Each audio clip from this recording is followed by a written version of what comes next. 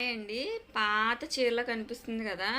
ఇదైతే బార్డర్ అయితే చాలా బాగుంది. ఇదిగోండి బార్డర్ 3 బార్డర్స్ ఇచ్చాడండి ఈ క్లాత్కి. ఇది కొంచెం క్లాత్ మెత్తగా ఉందని ఇష్టపడి కొనుక్కున్నాను అన్నమాట.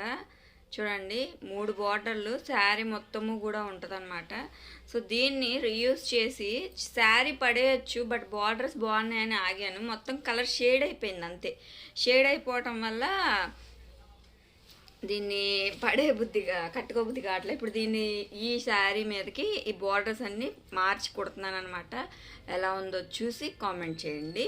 నచ్చితే లైక్ అయితే చేయండి. Thank you. ఫస్ట్ అయితే ఈ శారీ బార్డర్స్ అన్నిటిని నీట్గా ఉండేలాగా ఐరన్ అయితే చేసానండి. చేసేసి సపరేట్గా కట్ చేసేసాను అనమాట. కట్ చేసేసి ఇలా రోల్స్ అల్లే చుట్టేసాను. ఇది పైన ఉన్న బార్డర్ అనమాట. అంటే రెండు వైపులా బార్డర్ ఇస్తాడు కదా.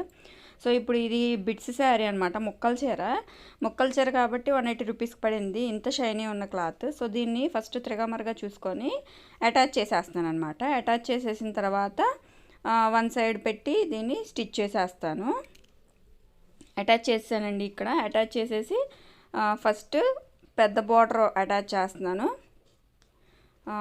పళ్ళు వైపు నుంచి అటాచ్ చేస్తున్నానండి. ఎందుకంటే మనకు కట్టు చెంగులో మొత్తం రావాల్సిన పని లేదు. ఎక్కడి వరకు కావాలో అక్కడ వరకు ఉంచి కొంచెం హ్యాండ్స్కి బార్డర్స్ తోటి కొంచెం బ్లౌజ్కి కూడా మోడల్ పెట్టుకునేటట్టు కొంచెం హ్యాండ్స్కి అలానే నెక్కి ఉండేటట్టు ఈ బార్డర్ని ఉంచాను అనమాట.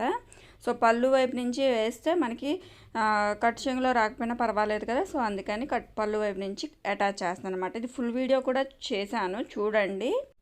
ఇదిగోండి ఇలాగా 1 బై 1 3 బార్డర్స్ని ఈ విధంగా ఒకదాని మీద ఒకటి ఉండేలాగా పక్కపక్కనే, అంటే ఆ శారీలో గ్యాప్స్ ఉన్నాయి కదా, ఈ శారీలో గ్యాప్స్ పెడితే అంత బాగోలేదన్నమాట. అందుకని చెప్పేసి ఒకదాని మీద ఒకటి ఉండేటట్టు ఈ విధంగా పక్కపక్కనే ఉండేటట్టు స్టిచ్ చేస్తాను. చూడండి లుక్ అయితే ఎంత గ్రాండ్ లుక్గా ఉందో, చాలా బాగుందనమాట. చూడండి ఎంత షైన్ అవుతుందో బార్డర్స్ అయితే.